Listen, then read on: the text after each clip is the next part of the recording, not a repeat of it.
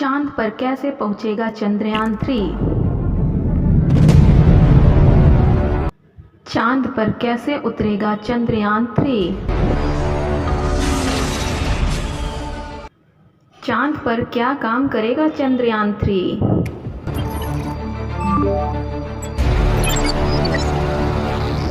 भारत के लिए चांद से क्या लेकर आएगा चंद्रयान-3?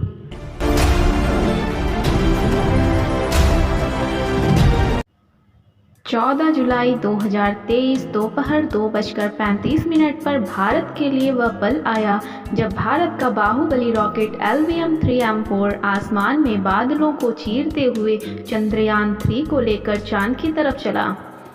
जब रॉकेट को लॉन्च किया तो इसकी शुरुआती रफ्तार 1627 किलोमीटर प्रति घंटा थी। आज हम इस वीडियो में आपको बताएंगे कि पृथ्वी से चांद की सतह तक पहुंचने में चंद्रयान-3 को किन प्रोसेस से गुजरते हुए चांद तक पहुंचेगा। आइए जानते हैं डिटेल में। करेक्ट 2:35 पर रॉकेट LVM-3M4 का इंजन स्टार्ट हुआ और चंद्रयान-3 को हमारा रॉकेट बादलों को चीरते हुए चंद्रयान-3 को लेकर चांद की तरफ चला। और जैसे ही चंद्रयान-3 लेकर रॉकेट बढ़ रहा था, हर एक भारतीय का सीना गर्व से चौड़ा हो गया। चंद्रयान-3 के साथ ही हमारे चांद की अगली यात्रा शुरू हुई। सबसे पहले दोनों बूस्टर्स रॉकेट स्टार्ट हुए। रॉकेट लॉन्च के 108 सेकंड्स बाद 45 किलोमीटर की ऊंचाई पर इसका लिक्विड इंजन स्टार्ट होने के बाद रॉकेट की रफ्तार 6437 किलोमीटर प्रति घंटा हो गई। बाहुबली रॉकेट LVM-3M4 चंद्रयान-3 को लेकर चांद की तरफ आगे बढ़ा। रोंगटे खड़े कर देने वाला वो पल बादलों को चीरते हुए अपनी तेज़ रफ्तार से आगे बढ़ते हुए LVM-3M4 अपनी चंद्रमा की यात्रा प्रारंभ कर चुका था। 130 सेकंड्स यानी आसमान में 62 किलोमीटर की ऊंचाई पर पहुंचने पर दोनों बूस्टर्स रॉकेट से अलग हो गए और रॉकेट का मेन इंजन स्टार्ट हो गया। बता दें कि रॉकेट को अलग करने का कार्य मशीनों के माध्यम से किया जाता है। दोनों बूस्टर्स रॉकेट से अलग होने के बाद रॉकेट की रफ्तार 7000 किलोमीटर प्रति घंटा पहुंच गई थी। दोनों अलग हुए बूस्टर्स रॉकेट को इसरो के वैज्ञानिकों ने सॉफ्टवेयर की मदद से समुद्र में गिरा दिया और रॉकेट का मेन इंजन चंद्रयान-3 को लेकर आगे बढ़ता रहा। 196 सेकंड्स पर रॉकेट से दोनों हीट शील्ड अलग हो गए, यानी कि यान के अगले हिस्से से दोनों शील्ड अलग हो गई। इन शील्ड को इसलिए अलग किया गया है कि यान 114.8 किलोमीटर की ऊंचाई प्राप्त कर चुका था। 307 सेकंड्स पर रॉकेट से लिक्विड इंजन अलग हुआ। रॉकेट से लिक्विड इंजन अलग होने के बाद क्रायोजेनिक इंजन स्टार्ट हुआ और चंद्रयान-3 को लेकर पृथ्वी की कक्षा की ओर तेजी से बढ़ा।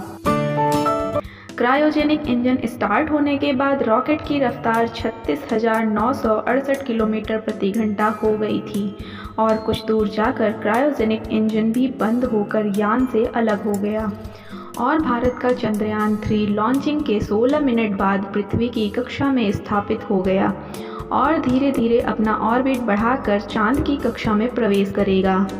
पृथ्वी की कक्षा में प्रवेश करने के बाद प्रोपल्शन मॉड्यूल की सहायता से इसरो इसको आगे उड़ाएगा। इसरो चंद्रयान-3 को पहले तो कुछ दिन पृथ्वी के चारों ओर घुमाएगा। हर चक्कर पहले से बड़ा होगा। ये सभी चक्कर ओवल शेप में होंगे। अब आपके मन में यह सवाल होगा कि यह सभी चक्कर अंडाकार ही क्यों होंगे? तो इसका जवाब है कि अगर इसरो चंद्रयान-3 को सर्कुलर शेप में घुमाएगा तो वह एक ही जगह घूमता रहेगा। इसलिए अंतरिक्ष में किसी चीज़ को दूर या पास में भेजने के लिए ओवल शेप में चक्कर लगाया जाता है। हर चक्कर के पहले चक्कर से थोड़ी दूर पर होगा। इसरो चंद्रयान-3 को धीरे धीरे पृथ्वी से दूर भेजेगा। ऐसे कुछ दिनों बाद चंद्रयान-3 चांद के पास चला जाएगा। चांद तक जाने में इसको 6 दिन का समय लगेगा। जब चंद्रयान-3 चांद की कक्षा में प्रवेश करेगा तो वापस से पृथ्वी वाली प्रोसेस अपनाई जाएगी। चंद्रयान 3 को अब चांद की कक्षा में घुमाया जाएगा और धीरे धीरे चांद के पास ले जाया जाएगा। चांद की कक्षा में प्रवेश करने के बाद यान 13 दिन तक चांद के चक्कर लगाएगा। चंद्रयान 3 अपने साथ 3 अलग अलग हिस्से लेकर जा रहा है। सबसे पहला उड़ाने वाला हिस्सा प्रोपल्शन मॉड्यूल, दूसरा उतारने वाला हिस्सा लैंडर मॉड्यूल और आखिरी तीसरा हिस्सा है घूमने घुमाने और जानकारी जुटाने वाला हिस्सा रोवर। और ऑर्बिटर वाला हिस्सा इस बार नहीं भेजा गया है क्योंकि चंद्रयान 2 को ऑर्बिटर पहले ही चांद की चारों ओर घूम रहा है। इसरो इसी का इस्तेमाल करेगा और जैसे ही चंद्रयान 3 चांद को 100 किलोमीटर के दायरे में पहुंच जाएगा, प्रोपल्शन मॉड्यूल से लैंडर अलग हो जाएगा। लैंडर अब अपनी कक्षा में अपनी स्पीड कम करने की कोशिश करेगा। करीब 40 से 42 दिन बाद लैंडर और रोवर चंद्रमा के साउथ पोल पर उतर जाएंगे। चंद्रयान 3 की चंद्रमा पर लैंडिंग 23 अगस्त की शाम 5:47 पर मानी गई है, लेकिन वहां सूर्योदय की स्थिति को देखते हुए इसमें बदलाव हो सकता है। अगर सूर्योदय में देरी होती है तो इसरो लैंडिंग का समय बढ़ाकर इसे सितंबर में कर सकता है। चांद पर चंद्रयान 3 को उतारना इस मिशन के सबसे कठिन पार्ट में से एक है। चंद्रयान 2 भी इसी समय फेल हुआ था। यह आखिरी 15 मिनट इस मिशन के सबसे कठिन मिनट होंगे। इस बार चंद्रयान 3 के लैंड करने के लिए 2 स्थान निश्चित किए गए हैं। अगर एक स्थान पर यह नहीं उतर पाता है तो इसको निश्चित किए गए दूसरे स्थान पर उतारा जाएगा। जैसे ही स्थान निश्चित हो जाएगा उसके बाद चंद्रयान 3 सॉफ्ट लैंडिंग का प्रयास करेगा। जैसे ही चंद्रयान 3 चांद की सतह पर सॉफ्ट लैंडिंग कर जाएगा उसके बाद इसरो की कमांड पर रोवर लैंडर से बाहर आएगा। उसके बाद चांद की सतह पर चलकर अपने प्रयोग करेगा। इसरो ने इस बार फिर अपने लैंडर का नाम विक्रम और रोवर का नाम प्रज्ञान रखा है। यह अभियान चांद की सतह पर रासायनिक तत्व और मिट्टी पानी के कणों जैसे प्राकृतिक संसाधनों को देखेगा। यह अभियान चांद की बनावट को लेकर हमारी जानकारी में महत्वपूर्ण इजाफा करेगा। वैज्ञानिक परीक्षण के लिए यह अंतरिक्ष यान अपने साथ कई उपकरणों को ले जा रहा है, जिसमें सिस्मोमीटर भी शामिल है ताकि चांद के भूकंप को मापा जा सके। वैज्ञानिक इस तरह के परीक्षण से चांद की सतह के तापमान और वहां के वातावरण के अन्य तत्वों को जान सकेंगे। इस पर ऊर्जा के लिए सोलर पैनल लगे होंगे, जिसकी सहायता से रोवर को चांद की सतह पर ऊर्जा मिलेगी और यह वहां पर चल पाएगा।